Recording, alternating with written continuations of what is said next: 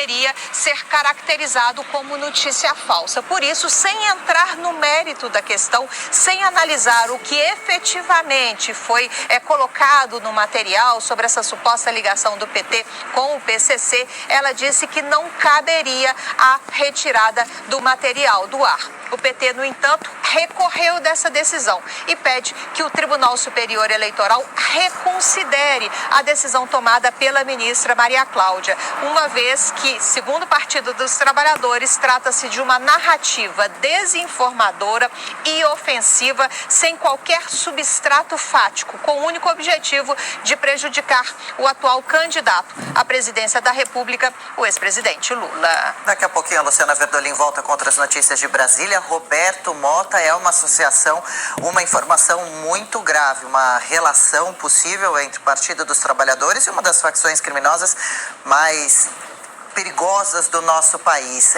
Acerta o TSE ao deixar esse material no ar?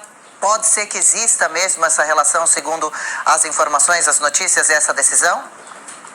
Olha, Adriana, eu acho que o TSE não deveria nem estar sendo envolvido nisso, né? Como eu sempre repito aqui, liberdade de expressão é um direito fundamental. Do que a gente está falando aqui são informações públicas que indicam possíveis ligações entre o PT e PCC. São informações que foram publicadas pela imprensa, como, por exemplo, a delação do senhor Marcos Valério, né, uma nova etapa dessa delação dele, em que ele afirma que houve envolvimento do PCC no assassinato do prefeito Celso Daniel, que era prefeito do PT.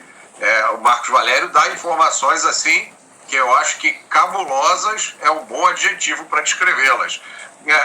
Aconteceu também um outro episódio, um ex-contador do candidato a presidente pelo PT, né, o senhor Lula, foi acusado pela polícia de lavar dinheiro do PCC. Esse contador teria ganho 50 vezes na loteria em um único ano, no total de 16 milhões. É o contador mais sortudo do planeta Terra. E aí, o estado de São Paulo tem mais ou menos 160 mil contadores.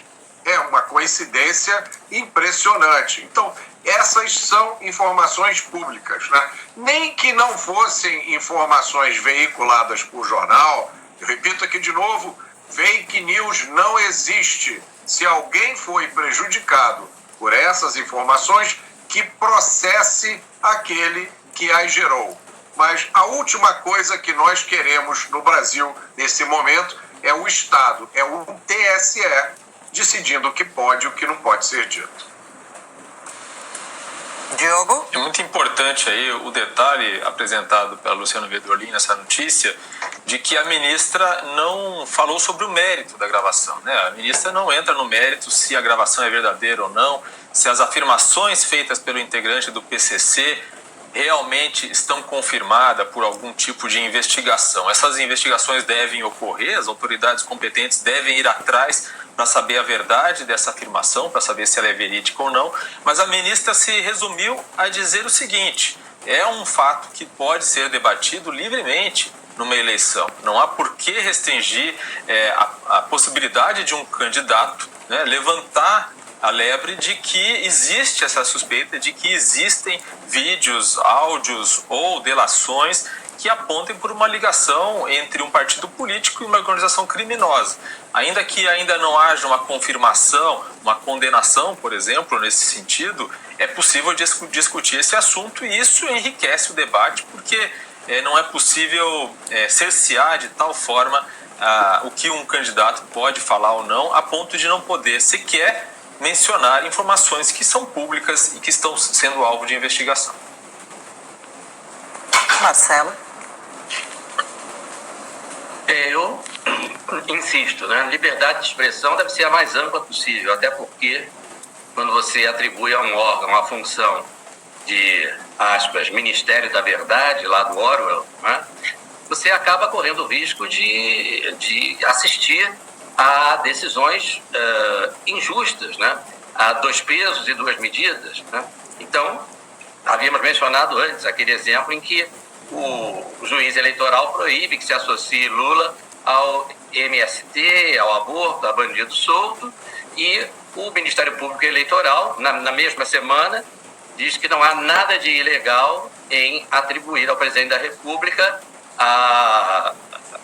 o nome genocida. Tá? Então, aqui também nós corremos esse risco, quer dizer, é proibido divulgar uma notícia que associa, direto ou indiretamente, o PT ao PCC, né? E será que é permitido associar direto ou indiretamente o nome do presidente Bolsonaro ao assassinato da vereadora Marielle, como foi feito aqui no Rio de Janeiro, como se tentou fazer aqui no Rio de Janeiro? Né? É proibido associar o nome do presidente Bolsonaro a milicianos, né? Também, como já se fez e se faz frequentemente. Né? Então, qual é o critério? Né? O que vale para um não vale para outro? O melhor é sempre permitir que as pessoas se expressem com a maior liberdade possível e quem se sentir prejudicado, que tome as devidas medidas no âmbito da justiça comum, né? Que é aquela